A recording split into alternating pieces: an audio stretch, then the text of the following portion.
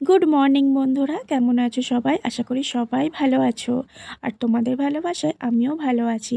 আর ভালো আছি বলেই দেখো ফ্যামিলি নিয়ে আমরা সকাল সকাল বেরিয়ে পড়েছি। তো কোথায় যাচ্ছি জানো? যাচ্ছি হচ্ছে আজ হচ্ছে দিদির মেয়ের বিয়ে, মানে আমার বড় জেঠুর নাতনির বিয়ে আজকে। তো সেখানেই যাব। তো অনেকটা রাস্তা, মানে এতটা দূর এতটা লং হয়ে যাবে রাস্তাটা, তো ভাবতেও পারিনি জানো। প্রায় 4 থেকে 5 ঘন্টা সময় লেগেছিল। আমরা বাড়ি থেকে বেরিয়েছি সকাল 10টায়, আর বিয়েবাড়ি গিয়ে পৌঁছেছি বিকেল 3টে। আর দেখো এখানে ট্রেন যাচ্ছে, সেই জন্য রেল ক্রসিংয়ের কাছে দাঁড়িয়ে আছি। আর এই রাস্তাটা তোমাদের সাথে আগেও একবার শেয়ার করেছিলাম। তো যখন গঙ্গা স্নানে গিয়েছিলাম, তারপরে দুর্গাপুজোর সময় গিয়েছিলাম। যারা আমার পুরনো বন্ধু তারা কিন্তু অবশ্যই জানবে এখানটা। আর এই যে এটা হচ্ছে আমার বাপি। আর বাপি যাচ্ছে, দিদা, তোমাদের দাদা ভাই, আর আমার 2 বোন, ভাই, আমার ছেলে, আর যাচ্ছে আমার জেঠু। যেহেতু আমরা অনেক বছর আগে গেছি, প্রায় আমি হয়তো যখন ক্লাস 5-6-এ পড়ি তখন গিয়েছিলাম। তো অনেক দিন যাওয়া হয়নি, তো রাস্তাটাও সেরকমভাবে জানি না, আর তোমাদের দাদা ভাইও যায়নি। তো মেটিয়াব রোড অনেকেই জানবে, অনেকে হয়তো জানবে না। তো আমাদের বাড়ি থেকে অনেকটা রাস্তা, তো সেই জার্নিটাই কেমন ছিল আমি সেটাই তোমাদের সাথে আজকে শেয়ার করছি। মানে জার্নিটা ছিল খুব কষ্টকর, মানে মানে এত গাড়িতে ধকল, তো জার্নি কি বলবো। আর এরকমভাবে অটো বাসে করে তো কোথাও যাওয়া হয় না, আমি সবসময় বাইকেই যাই, তো সেটাতেই আমি কমফোর্টেবল করি। আর সেই জন্য না অটো এতে করে গিয়ে আর সবথেকে ভালো, মানে আমরা যেটা এক্সাইটেড ছিলাম সেটা হলো আমরা লঞ্চে করে যাব জানো, গঙ্গা পেরিয়ে।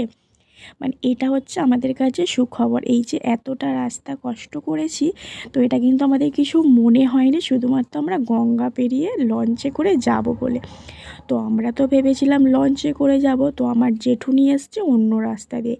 এইখানে লঞ্চ যায় না, এখানে একটা বোট যায়। তো লঞ্চ আর বোট মানে অনেকটাই আলাদা। তো বোট মানে এত শুনেই ভয় করছে যে কেমন হবে না হবে জানো তো। তো লঞ্চ মানে বোটটা আসতে 1 ঘন্টা, মানে আমরা যদি অন্য জায়গা বকুলতলা বলে একটা রাস্তা ছিল ওখান দিয়ে গেলে, ওখানে সবসময় 10-15 মিনিট ছাড়া ছাড়াই লঞ্চ যায়। আমার মাকে ফোন করে বলে আসতে হবে না। তো বোট আসবে বেলা 2টোয়, আর এখন বাজে বেলা 1টা। আর সেই জন্য না খিদে পেয়ে গেছে, ওই জন্য তোমাদের দাদাভাই কিছু কিনে নিয়ে এসছে, বড়া মিষ্টি টাইপের কিছু নিয়ে এসছে। সেগুলোই দেখো আমার বোন, ভাই, ছেলে সবাই মিলে আমরা খাচ্ছি। আমরা অনেক সেলফি তুলেছি, অনেক আনন্দ করেছি জানো তো।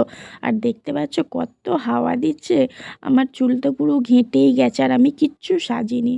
মানে এতটা দূরের রাস্তা বলেই কিন্তু আমি কিচ্ছু সাজিনি, শুধুমাত্র হাড় কানেরগুলো না পরলে নয়, এগুলোই পরা। আর আমার ছেলে দেখো ওদের চানা মুড়ি খাচ্ছে, ও ওইভাবেই খাবে। আর ফাইনালি আমাদের বোট চলে এসছে, তো আমরা বোটে চাপবো জানো, কত ভয় লাগছে আবার কত আনন্দ হচ্ছে।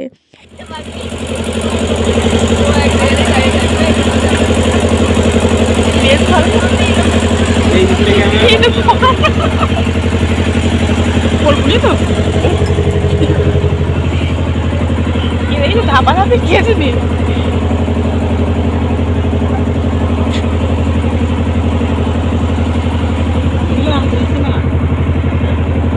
স্ট্যান্ডই ওই জন্য দরকার। গাড়ি কোনটা করবে গাড়িটা এখানে আছে।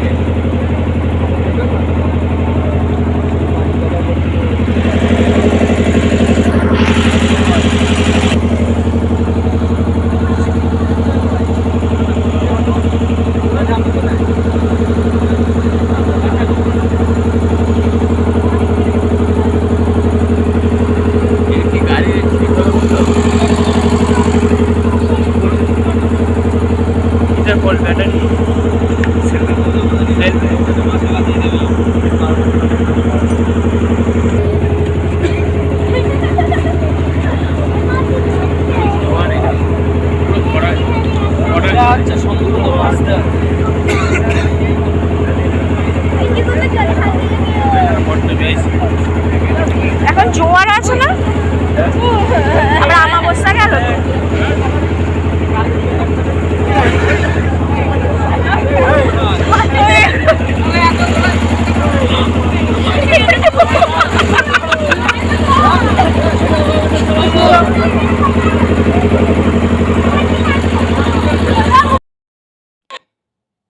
আমরা বোটে করে মানে গঙ্গা পার হয়ে চলে এসেছি।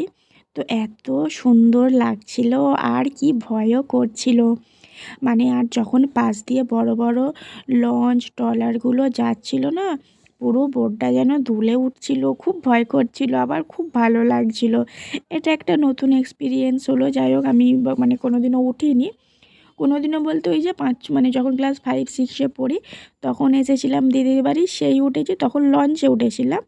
তো এখন বোটে উঠলাম, যাই হোক ভালোই লাগলো। আর তারপরে এখনও অনেকটা রাস্তা বাকি। আর সত্যিকারের যে কোনো রাস্তা যদি এইভাবে সবার সাথে আনন্দ করে কাটানো যায় না, সেই রাস্তায় যে কষ্টটা হয় সেই কষ্টটা কিন্তু কষ্ট বলে মনে হয় না। এই যে আমরা ইউটিউবে আছি, আমাদের কি আর ভিউজ হয় বলো, কিন্তু যখন এই যাই হোক কিছু মানুষ দেখে, তারাই কিছু জনের মধ্যে কমেন্ট করে, এটা পড়তে আমাদের কত ভালো লাগে না বলো। তাই সবার সাথে থাকলে আমাদের কিন্তু ভিডিও করতে অনেক কষ্ট হয়, এডিটিং করা অনেক কাজ থাকে। তো যখন সবাই মিলে কিছুজন দেখে তাকে সাপোর্ট করে বা কমেন্ট করে, তখন কিন্তু আমাদের খুব ভালো লাগে, তাই না? আর এইভাবেই কিন্তু আমরা বাকিটা পথ আমাদের এগোতে হবে। তো সেরকমই এই যে প্রায় 4-5 ঘন্টার রাস্তা না, ভাই বোন ছেলে মা বাপি দিদা গিয়েছিল, সবার সাথে আনন্দ করে কাটিয়েছি। তো সেই জন্য না কষ্টটা কষ্ট মনেই হয়নি। আর দেখো এদিকে আবার বৃষ্টি হয়েছে, রাস্তায় জল দাঁড়িয়ে গেছে। তো আমি জানি না, মানে তোমাদের দাদাভাইকে বলছিলাম, তো বৃষ্টি হয়েছে কি কোনো ড্রেনের জল বলতে পারছি না। আর তো দেখো এবারে হাঁটা পথে যেতে হবে দিদির বাড়ি। তো একটাই কষ্ট লাগলো, আমরা যখন গিয়ে পৌঁছেছি গায়ে হলুদ তত্ত্ব মানে সব গুটিয়ে ফেলেছে, আর আমার যে বোনঝি সেও চলে গেছে সাজতে পার্লারে। তো সেই জন্য তোমাদের আমি কিছু শেয়ার করতে পারিনি। তো তবে বোনঝির একটা ছবি তোমাদের সাথে শেয়ার করব লাস্টে। তো আমরা চলে এসেছি, বসে আছি, পুরো মুখ চোখের অবস্থা দেখেছো।